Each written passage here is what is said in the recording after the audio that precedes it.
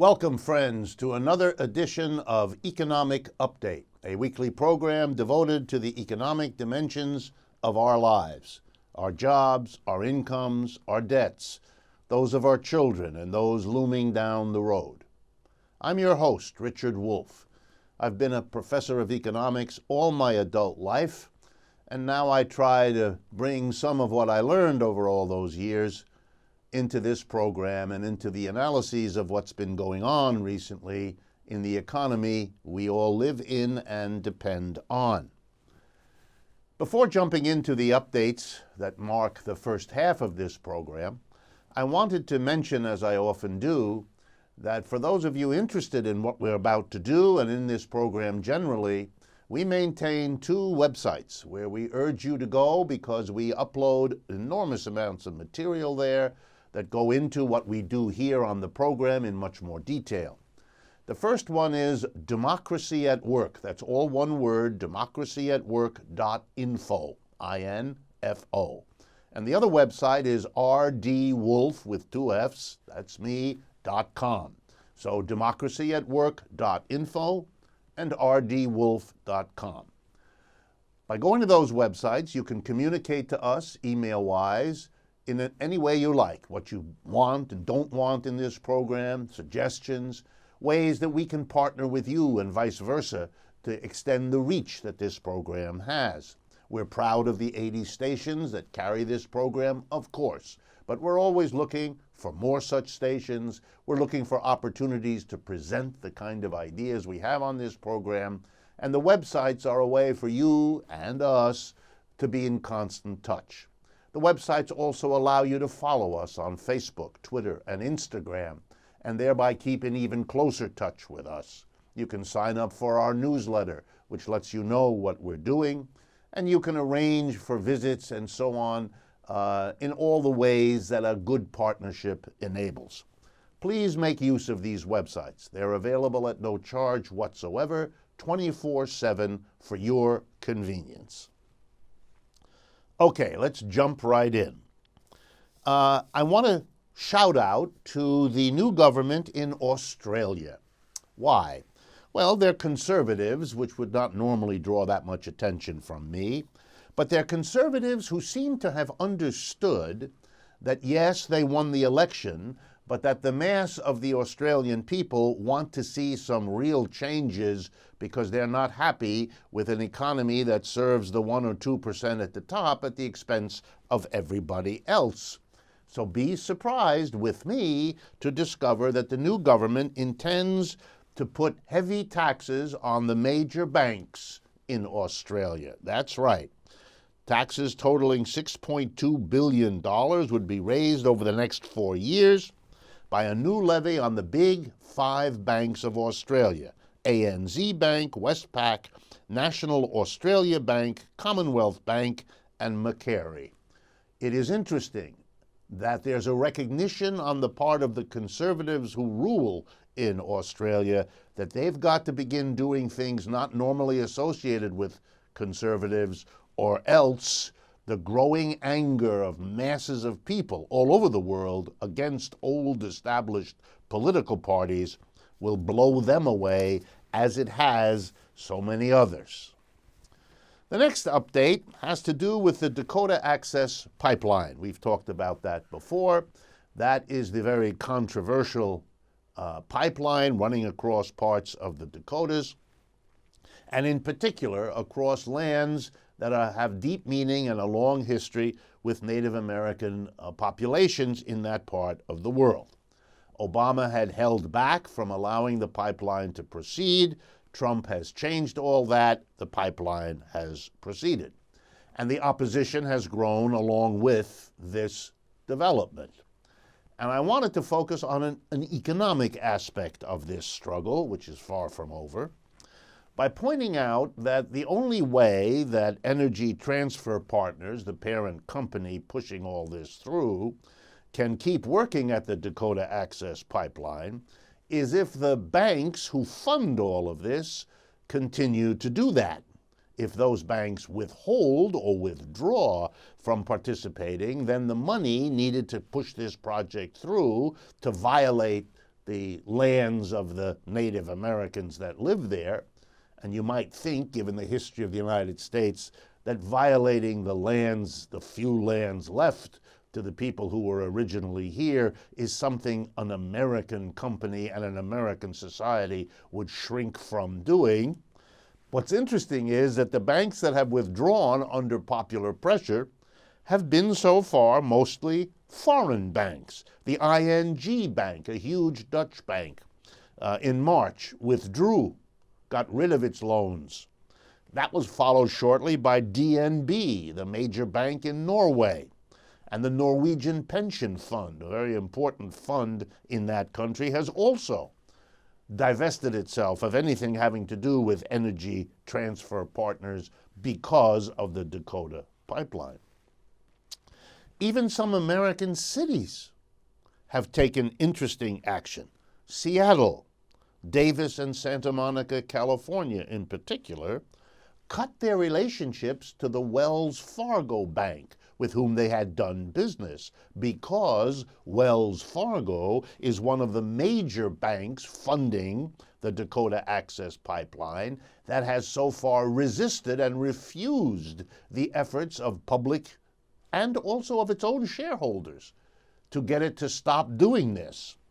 So I wanted to call out both Wells Fargo for its responsibility, and there's something particularly nice about Wells Fargo being in this position, since they have just been raked over the coals for the last year and a half for having literally created hundreds of thousands and perhaps as many as 2 million phony accounts, phony savings bank accounts, phony checking bank accounts, phony credit card accounts, particularly targeting Hispanic American populations, got caught doing that, and now we find out that the same stunning leadership that led them to phony up all those accounts is also driving the decision to keep funding the particular path of the Dakota Pipeline so that it violates the religions and the history and the traditions and the land ownership rights of Native Americans. The other bank that should be called out is the bank that leads the biggest group of funders, and that's New York's Citibank. So if you're wondering who's making that possible, it's Citibank and it's Wells Fargo, once again showing that the big banks in the United States not only are able to manipulate interest rates and to manipulate foreign exchange rates and to help cause the meltdown in 2008 with the mortgages, and on and on and on, but they are also behind some of the most controversial and ugly investment projects we have. My third update has to do with the elections in France this last week. And really here what I'm concerned with is, again, the economics of what's going on here, and that got lost in the media hoopla. Under French law, there are 2 rounds to the presidential election. You have many candidates, actually there were about 11 in the first round, and the 2 who get the largest number of votes then have a runoff. And that runoff was then decided this last week between Marine Le Pen, the candidate of the far right wing in French politics, a party that wants to put France first, that wants to literally make France great again. They took the Trump slogan, and is ferociously anti-immigrant. Again, similar to what you get from Mr. Trump and others like that. And on the other hand was Emmanuel Macron. He's an interesting character. He won. He beat Marine Le Pen pretty much 2-1 in this second round. And he will be the new president of France. But that's what the votes say. What does the analysis say? What's really interesting is that if you count up the votes Mr. Macron got as a percentage of all those who were eligible to vote, he got 43% of the vote. That's how he became the president. Or to say the same thing another way, 57% of the French electorate didn't want him, either voted for someone else or abstained or destroyed their ballot, which millions of French people can do and did do in this election. Now, why would a majority of the French voters not want Mr. Macron? And what lesson for us is in there? Well, the good news, you might say, is that the French were not prepared to vote in their own local Donald Trump. Marine Le Pen was rejected, clearly. The French are not yet, despite being angry about what's happening to the French working class, angry that European Union has meant big profits for those at the top of French society and loss of jobs, loss of income for the mass of the French working class. Yes, they're angry, and that's why they voted in the numbers they did for Marine Le Pen. But they don't see a solution in beating up on immigrants, literally or figuratively. They don't see a solution in withdrawing from Europe. That doesn't give them any reason to believe they'll be in better shape, just like getting rid of a few million immigrants isn't going to transform the French economy either. So the majority wouldn't go near Marine Le Pen. But a majority didn't want Mr. Macron either. What's that about? Mr. Macron has never held elective office before. His job before becoming the Minister of Economics in the now ended socialist government of Hollande was as an executive in a Rothschild bank in Paris. Not exactly the kind of preparation to be the president of a country trying to figure out where to go in an economic global capitalism that is not doing real well for most people. So Mr. Macron has very little to recommend him.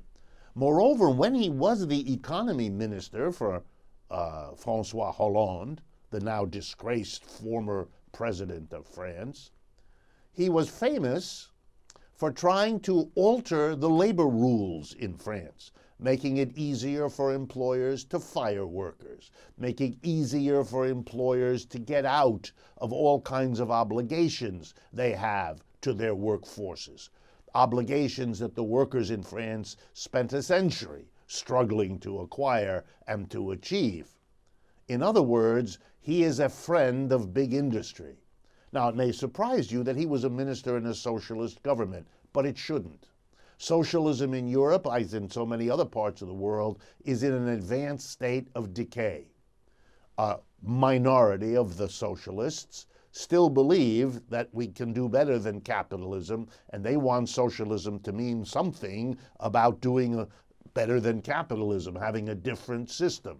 But most socialists, like Mr. Macron, really believe in capitalism, have no quarrel with big business and most of what it does. They just think that there should be a good safety net, some public support for the mass of people in the way of subsidized or cheap or free education, a national health program for people, things like that. So that most socialists in European countries, this majority group, are really quite like the Democrats here in the United States. Only a minority want to go beyond it. Mr. Macron is therefore what you might call the center of French politics. He proposes to continue the austerity program that made his predecessor so unpopular. He continues, he says, to want to change the condition of working people. This is only going to make the French working class even more angry, even more bitter than it already was. And the only real question in France, and it is the same question everywhere else, is where will the increasingly disgruntled working classes go? To the right, into a kind of Le Pen France, Trump America, Conservative Party England, a kind of anti-immigration, anti-Europe, focusing its anger on the European Union and immigrants, even though neither one of them are the cause or the root of their problem? Or will they go to the left, becoming the old kind of socialist, that is, saying we can and should change the basic capitalist system and not make ourselves dependent on a system that has worked so unfairly, produced such inequality, had such collapses as the one in 2008. So that's the real issue. Will the increasingly angry working classes Go to the left or go to the right. And one thing is clear from Mr. Macron and from Mr. Trump and from Theresa May in England and the others like them. They see nothing, they understand nothing. They push right ahead with the neoliberal austerity program that has disconnected them from the mass of their own people. But because it's made a lot of money for a minority, and because a minority are the ones who fund these parties, they plow right ahead. This is like being on a train heading right into a stone wall, and all the people pretending none of that is happening. The next update has to do with something being contemplated here in the United States. And I'm talking here about eliminating the estate tax. Let me remind everyone what the estate tax is. If you die in the United States, maybe I should change that. When you die in the United States, you are allowed to leave behind roughly $5.5 million that the federal government will not tax. You can leave it to your heirs, your children, anyone you designate. If you're a married couple, you can leave twice that, basically $11 million. What this means is that the overwhelming majority of the American people, we're talking about 99% of the American people, have no federal estate tax to worry about because they don't have $11 million to leave to their children or to anybody else. So when we talk about the estate tax here in the United States, we're talking about a tiny percentage of the people. Well under 1% of the people have such an estate. So if we put a tax on such an estate, it immediately becomes the most progressive tax in the United States, which it is. It is a tax that only goes after the richest of the rich. And lest you lose some sleep over the thought that the richest of the rich have to pay a tax, the average percentage paid by these extremely wealthy folks for the estates they leave above 11 million, because they don't have to pay anything on the first 11 million, those are exempt. If you leave more than 11 million, the average percentage in a federal estate tax is 17%. So you keep the entirety of the first 11 million, and you keep 83% of every dollar above that you leave to other people. In other words, the estate tax hits very, very few people and only those most able to pay. However, it does raise for the federal government roughly $23 billion a year. That's a significant amount of money. And to obliterate that tax, which Mr. Trump has said he will do, which the leaders of the Republican Party, both in the House and Senate, have said they intend to do, and though that party now controls both houses, that will not only deprive the government of $23 billion it uses to pay for everything else it does, but it will lower a tax on the richest people in the United States, and only them, because nobody but them pays this tax currently.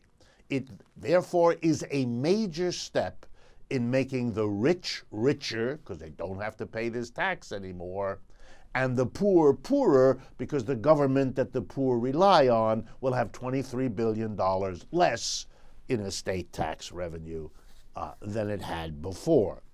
For a society led by people who claim they're committed to the middle class and to helping average people, the obliteration of the estate tax gives the lie to all of that. This is the act of people who want to serve those who are at the richest end, the millionaires, the multimillionaires. And of course, they will come hat in hand right after they eliminate the estate tax to go to those same people who don't have to pay an estate tax and say, give me as a contribution to my party, to my re-election effort, just a small part of the tax relief I just provided you, and that will be the millions they use. One last thing about the estate tax. The leaders of the Republican Party, like our president, can't directly say, hey, I'm raising money by giving the richest people a tax break. So instead they talk about the family farm, the little business that has worked all its life to accumulate some money to leave to its children. So we're all supposed to say, oh, we shouldn't take that away from the hard-working people. So I looked into it. In 2016, there were exactly 5,200 estates that were subject to the federal estate tax. That's right, 5,200 estates. Out of that, 5 times 10, 50 farms and small businesses were included out of 5,200 estates. In other words, the small farm, the little business that makes it, is a fantasy. It's a way of building people's sympathy for something they would otherwise never support in a month of Sundays. I want to finish by talking about monopolies that are in the press again. Monopolies that are happening all around us, and the impact on us we should begin to pay some attention to. Over the last week alone, 3 big monopoly actions took place. Sinclair purchased Tribune. That may not mean much to you, but what it does is it makes Sinclair the largest single owner of local television stations in the United States. It's a huge concentration that will allow one board of directors, one group of 12 to 15 people who sit on the board of Sinclair, to control the content of what you see on your local television for an enormous majority of the American people. It's the concentration of media control.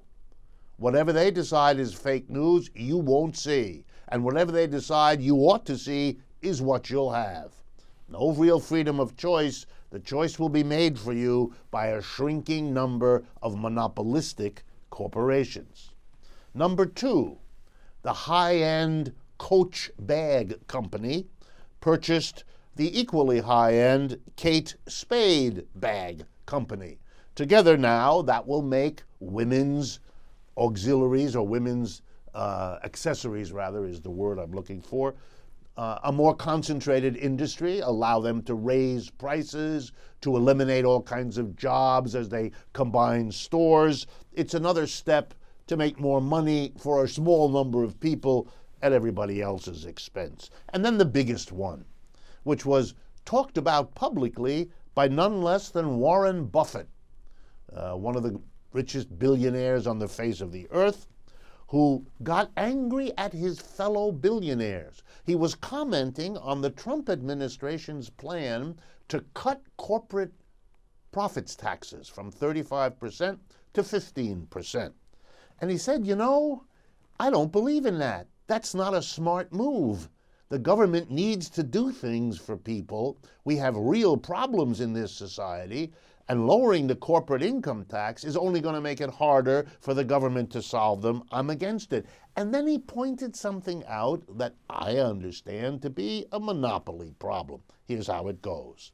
He says 30 or 40 years ago, the corporate income tax raised 4% of our GDP. It meant 4% of the wealth of our country was being taxed by the government from corporations, whereas today, Mr. Buffett says, it's 2%. In other words, the last 30 years have seen the real burden of taxes on corporations fall by half. He said over the same time, the cost of medical care in the United States over the exact same period went from 5% of GDP, 5% of the total production of goods and services in our society, to 17%.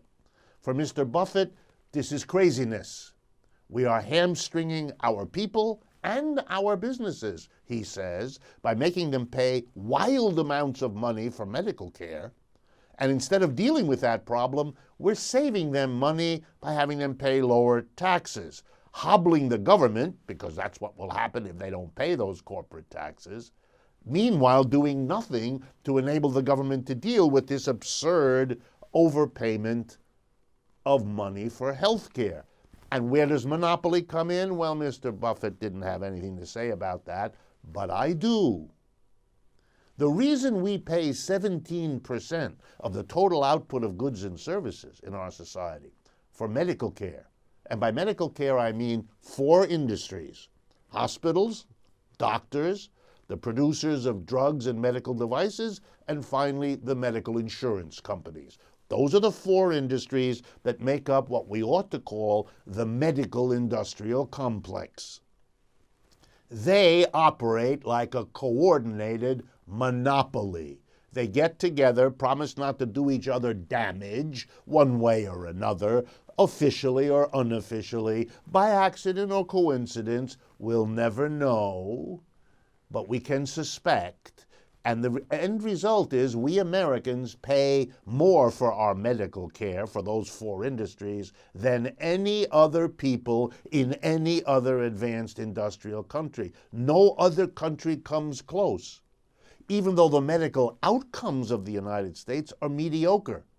We're not living as long as we used to. We don't have anywhere near the longevity of other countries or the conditions of well-being and health. So we're not doing real well on the outcome, but we pay more than everybody else. That's because there's a monopoly in the hospitals and the doctors and the insurance companies and the drug and device makers. It's either one company, what monopoly means literally, or a small group that somehow managed to coordinate what in economics is called an oligopoly. But this tendency for many companies to become few and for the few to use their market advantage to make profits at our expense, that's going on everywhere, ladies and gentlemen, and it adds to the way in which the capitalist system as it normally works is not working for the majority of the American people. And just as the folks in Australia have forced a conservative government to do things it never thought it would do before, namely tax big banks, the voters in France and the rest of the working classes in advanced capitalist countries are less and less willing to tolerate and accept a system that works so badly for them. We've come to the end of the first half of Economic Update. Thank you very much for being with us. Let me remind you that we will have in the second half a really important and exciting interview. I'm looking forward, as soon as this break is over, to introduce you to my guest, who I will be talking to. So please stay with us. After a short interlude, we'll be right back. When some people struggle with their mortgage payments, they become frozen. But the people who take action are far more likely to get the most positive outcome. Call this free government program for the option that's right for you. Welcome back, friends, to the second half of Economic Update for May 2017. I'm very, very pleased and gratified to welcome to us and to this program today Jessica Gordon Nembhard. I've known her for quite some years, and it's a pleasure to have you on the program. Thank you. It's a pleasure to be here. Let me introduce Professor Nembhard to all of you. First of all, she's the author of Collective Courage, A History of African American Cooperative Economic Thought and Practice. So once again, the new book, Collective Courage. She is a professor of community justice and social economic development in the Department of Africana Studies at John Jay College of the City University of New York.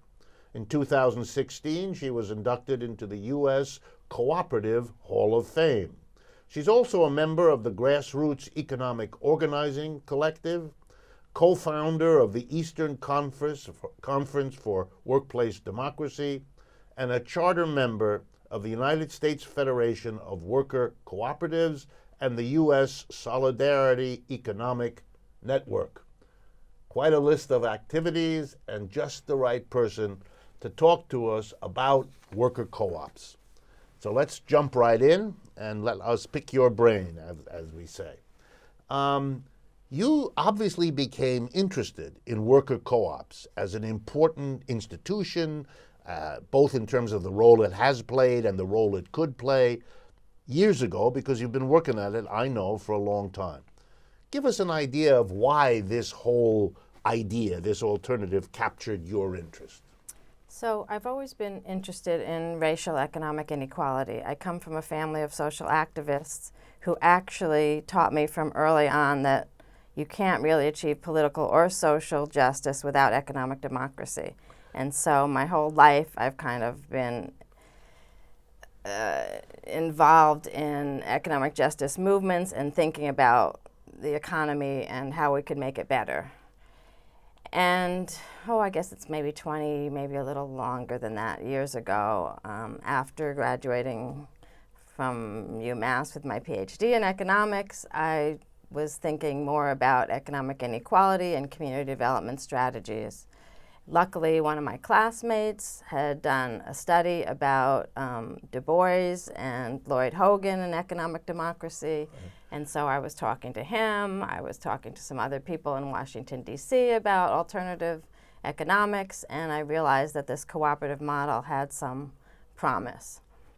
And so you go ahead. So I started studying it on my own, and also realizing that it wasn't just the co-op model, but it was really the worker ownership, the worker co-op part that really got my attention because, as I said, I'm really interested in economic inequality. I want programs, policies, structures that will really put control into not just communities' hands, but the hands of labor, working people, because we're the ones who make everything. The ones who make everything, do everything. We're the ones who actually create the profit, but we don't always control it. Right. So figuring out how we could control our own economic activity in a way that helped ourselves, our families, and our communities was what would really be transformative. And so I began studying the field, trying to figure out what we knew, what we didn't know, trying to get African American communities involved, and that led me to become actually a mover and a shaker in the worker co-op movement, as well as doing this research that I've been doing. All right, tell me, here's in a way the $64 billion question. Is it reasonable for us to say, you and I sitting here today, that there's some kind of transition going on, that capitalism is being questioned, challenged, in terms of a top-down hierarchy, a tiny number of people owning and running the businesses, by an alternative model, the worker co-op as a solution, a way forward? Is that too much to say? Is it too little? How do you react to that? I think we have a really exciting growing movement in worker ownership, especially worker co-ops. And I feel like there's two things, at least sort of in my sphere, two things that happened. During the Clinton administration, everyone kept talking about we're in this new economy, we're never going to have unemployment again. I don't know if you remember that, Yes. but you probably do. And there were some of us who were kind of critical of that, right? Yeah, We're being skeptical, unrealistic, right. skeptical, we're being unrealistic. Right. Those of us who are interested in racial economic equality were saying, yes, you can say we're in this new economy, but it really hasn't penetrated for people of color, haven't really benefited, right? So that was the 90s or whatever. Then things got worse again and people backed off of the new economy, and then we had the Great Recession. Right. By the time we had the Great Recession, I think that's when people really started understanding that whatever was going on in the economy, it wasn't doing what it was supposed to do, right? It wasn't reaching the people that needed to be reached. The Occupy movements, some of the other black movements were saying there's really nothing here. Even if we try to get a piece of the pie that everybody says we should get a piece of, it's not enough. We can't, the pie assuming is that we can, right, the pie is shrinking, it's not enough. And so I think people realized it wasn't just that it was hard to get a piece of the pie, but there wasn't a pie, or like Malcolm X and Martin Luther King said, we're trying to get into a burning building, right?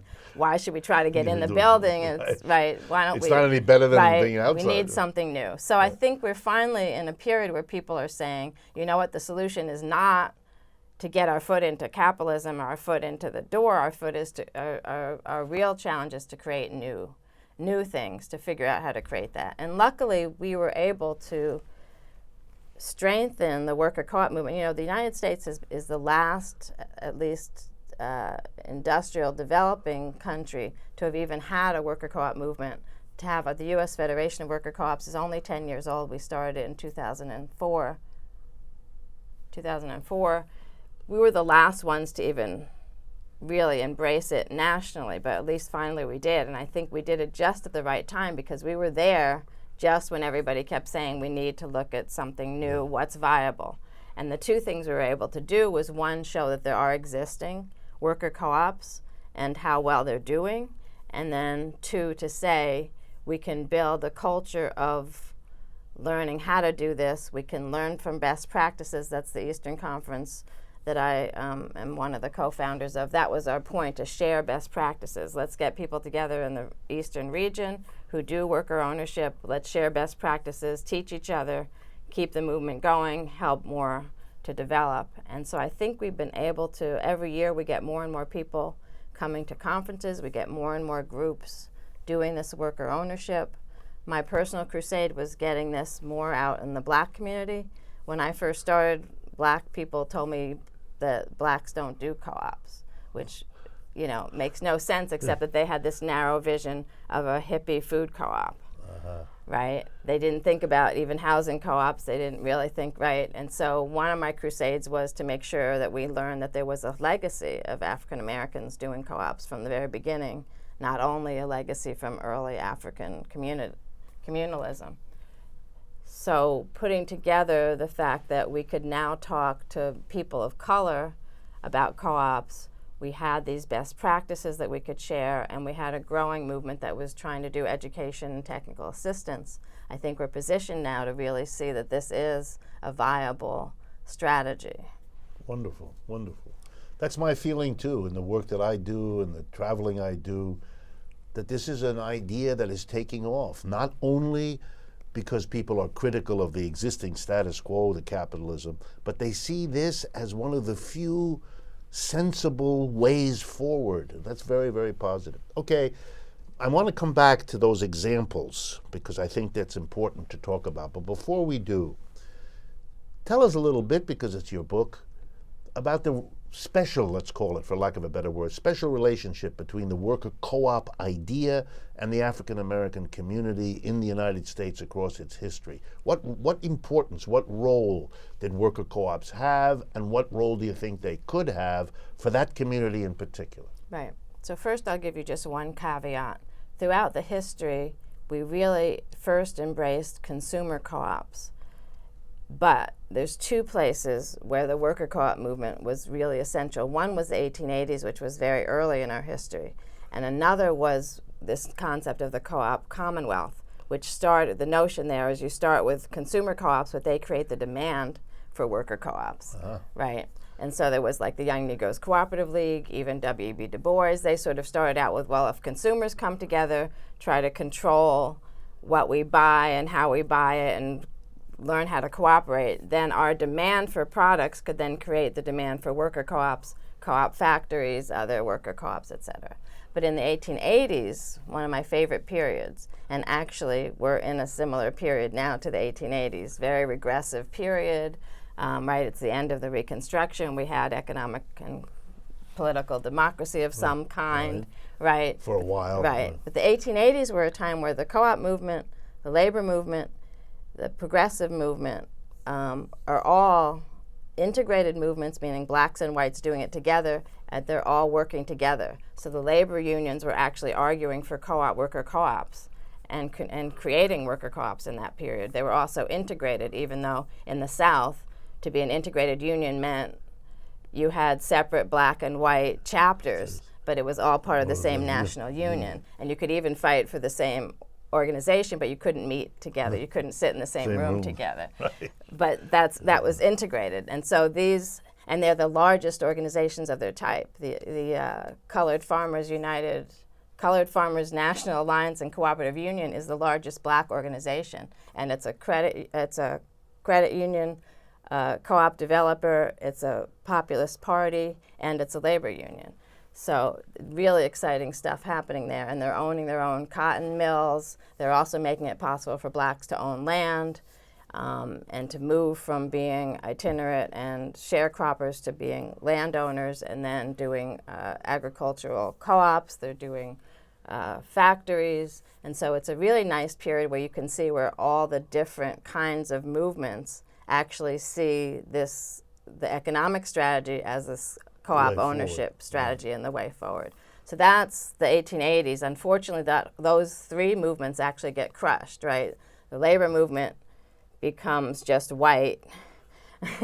That has a lot to do with the whole Jim Crow Right, that comes the Jim after Crow, that. right. But even in the North, right, Right. they separate because they get the black and white workers fighting each other. other, Right. The co-op movement gets separated from the labor movement, and then the populist movements get destroyed also for a more conservative whatever. And then the Ku Klux Klan and all that are at the rise. So unfortunately, it's over, but it's a good way for us to see what's possible and how the minds, when you're trying to think about how do you do political emancipation and economic justice, how you can combine them all.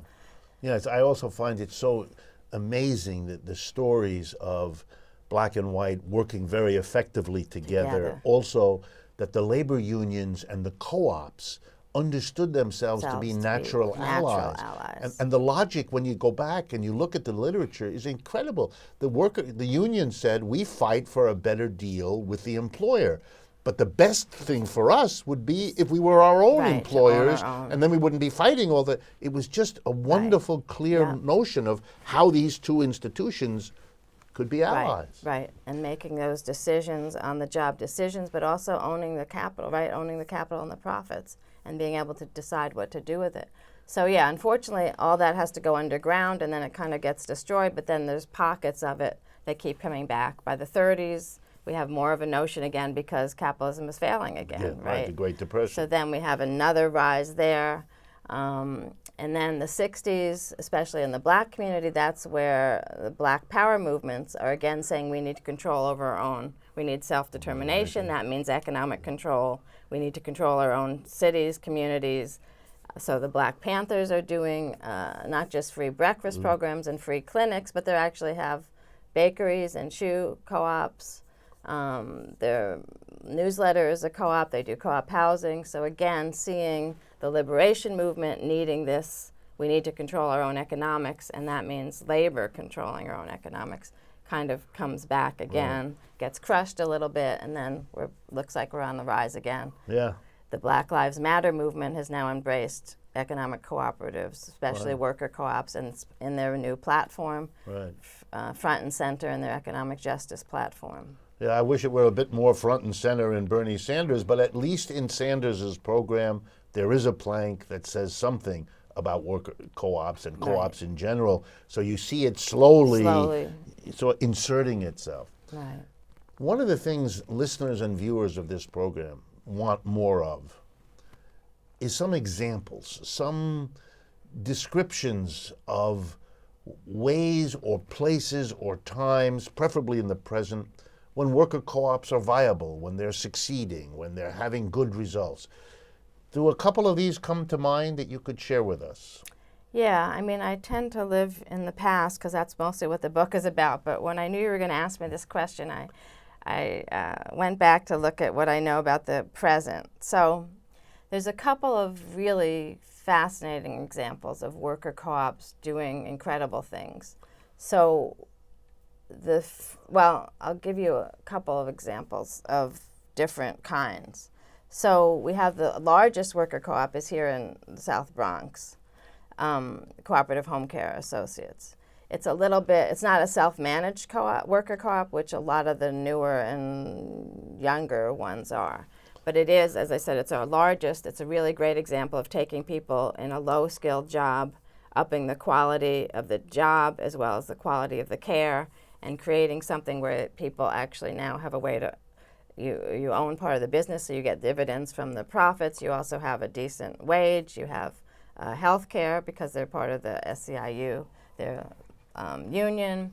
You have movement from out of the low-skilled work up into the higher-skilled parts of the job, that kind of thing. So that's really great, mostly women. So it's also a women's empowerment kind of co-op. How many women Well, they have almost 2,000 Yeah, that's what I remember. employees. I think about 1,700 of them are worker owners, and most of them women. And they've been going for quite some years, They've right? been going for quite some years. They have three or four different pieces. They actually have a nonprofit training center, so some people get employed in that.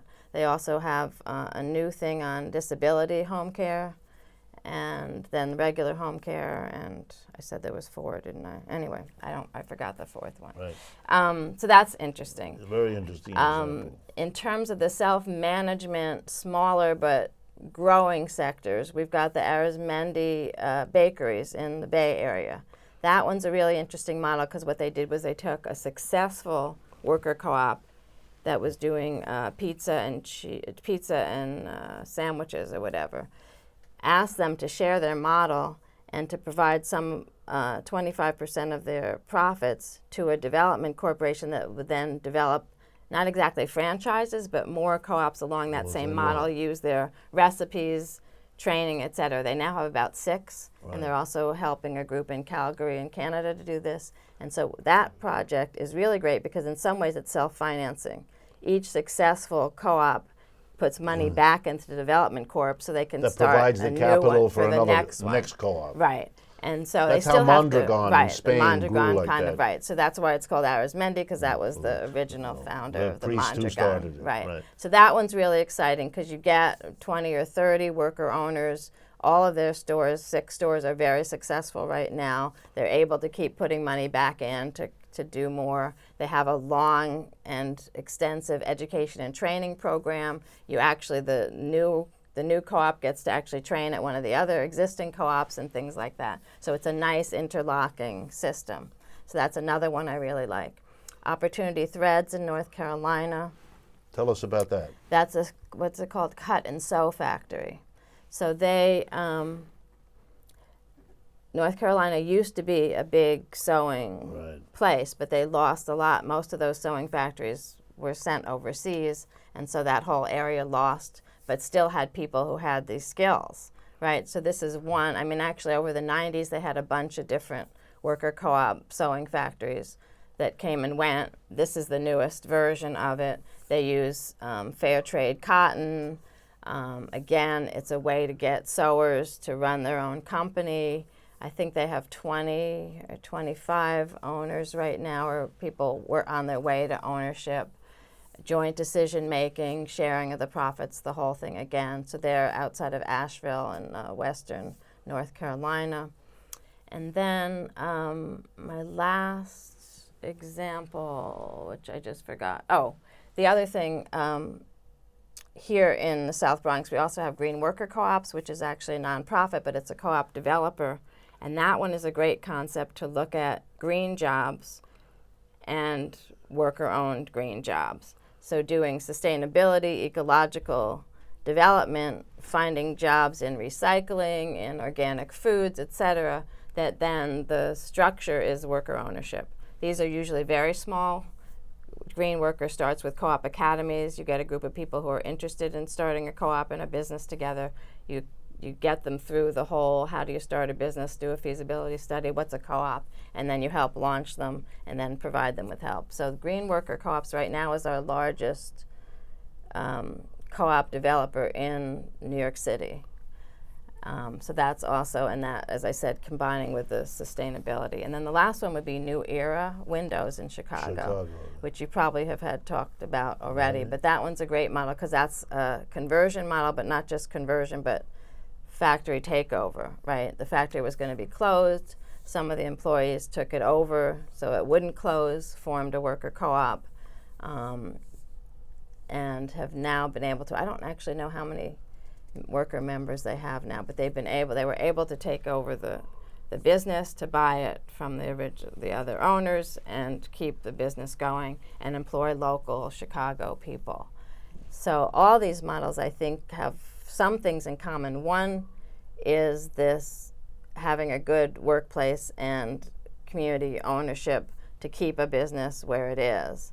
But they all have slightly different models in terms of how non-hierarchical the management is, how self-managed, how large they are, what industry they are in. But they do show that we can kind of use multiple models in a variety of industries. Like, I have not found any industry that we couldn't have a worker co-op in. Right, and in a way, that replicates the history of capitalism. When capitalism first began, it was in only particular industries, and there were the people who were critical, who thought it could only work in those industries. That, right. And then eventually they demonstrated they could work in all industries. Then there were people who said to the early capitalists, well, you're all small. You're not a big feudal farm the way the big feudal plantation was. And so capitalists, in a sense, had to prove that they could go from a small to a medium to a large. They solved that problem. Mondragon obviously has solved the problem of going from a small group with Father Arizmendi in '56 with 6 workers to 100,000 today. I mean, there are all these put-downs that bedevil the transition from one system to another, but the joke in the end is that if you're committed to this new system and it means something to you, its ability to adapt and to adjust and to find multiple models is kind of built in to the thing. Right. The thing is to stay true to the principles, right? Right. And the principles are this democratic ownership, democratic participation, right? No tyranny of capital, right? Giving back to community, sharing with other co-ops. And so the best models in terms of getting to scale are the ones that do these interlocking co-ops, supply-driven, that help each other, that supply each other, that kind of thing. And that's a way to really support the project so that it can stay democratic, but also to make sure you can get those economies of scale that we like to talk about in general. Also, I think you make a very quick point, but it's very important, that if you want there to be corporate responsibility, if you want the business to have a sense of rootedness in a community, of being responsible as a taxpayer, as an employer, as the owner of property, to do something for the community, relying on a capitalist who typically can live a million miles away, who has ownership interests but no involvement at all, gets you the result we see in America of abandoned cities and abandoned communities, so that the worker co-op is also a way to build much more rootedness, because it's the people of the community who work in the factory and vice versa, and that will be a much more solid way to build over the long run a socially viable society. It's sort of it's an interesting point. Yeah, we have a lot of evidence of co-ops giving back to their communities, whether it's just letting people meet in their space, whether it's buying local, whether it's cleaning up their block, whether, anything like that. And so we know that, especially if you live and work in the same place, right, you care more about your neighborhood. Your business is less likely to be polluting or exploiting in other ways. You're not on the verge of leaving or selling out to somebody else. Exactly, right. And then the co-ops that have figured out ways for job ladder, right, so they can keep their members. You don't just keep everybody down in one level, but build the job level and so that you can rise. Right, so you can rise. You can help develop the company into more and more bigger and better things. That all works well for people. And then I think the other thing that I've been learning is all the externalities, we economists like to use that word, but spillover effects, especially leadership development. We find that worker co-ops develop leadership in all kinds of ways that you really don't get in any other situation. Not only do you develop leadership in your own company, but that spills over into sometimes in your home, the PTA, you start other organizations. Local political life. You become involved in political life.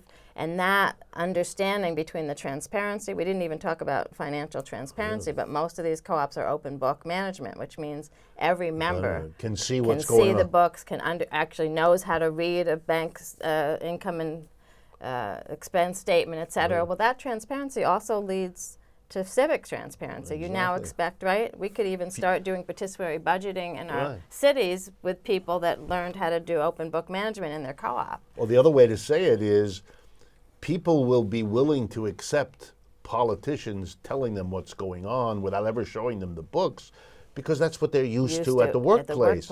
If the workplace became a place where you expect, as a matter of basic rights, that you can see everything, and decide on certain things, your demand for real political democracy will be unstoppable, because you have that you know what it's Right. like and what it means. Right. That's Right. exactly. In the very little time we have left, do you think that the growing inequality in the United States that we see around us is going to stimulate more interest in worker co-ops? Is this a process that you can sense or see? Yeah, I definitely think that's what I was saying with the Great Recession that we had. I definitely see that people are getting more and more both frustrated and less attached to a system that's not producing for them. I do want to end with my newest passion is doing worker co-ops in prisons. And so I just wanted to mention a little bit about that. Please. I found a co-op in Puerto Rico, actually, of artists that own their own company. And it's just incredible what they've been able to do while they're still in prison, even though they can't actually touch the money, so they have to still have a corrections officer handle their books, but they have a treasurer that watches the books. But they've been able to it's amazing. send money to their families, finally support their families. They have gotten the right to actually sell their works outside the prison because they can pay guards to go with them, to go out and sell the prison and come back at night. They have learned, right, because not only they're artists, but they have to run a business, right? So they've learned how to use language better. They know now how to read the books. Their secretary one of their secretaries was a poet and was doing literature and things like that. So another way to transform society is to think about another marginalized group, which is in prison, and then for returning citizens, right? Just like for immigrants who worry about documentation. The worker co-op model is there's just so many applications we can see for any of these kinds of groups, and then the human transformation that goes on. that Also, goes on. we have such a bad record in this society of recidivism, of Right. people going back into jail. Right. This is a more Right. promising way to Right. prevent that than any I've heard Countries anyway. that are doing it that are have very very low, successful. very successful, very low recidivism rates. Jessica, thank you very much for Thank joining you. us. I hope everyone has found this as interesting as I have. Once again, the new book. If you're interested in the whole history and thought and practice in the African American community about worker co-ops and cooperation, this is the place to go. Thank you all for joining us. Please be partners with us in all the ways we've enumerated. I want to thank truthout.org, that special partner of ours for years, an independent source of news and analysis, and I look forward to speaking with you again next week.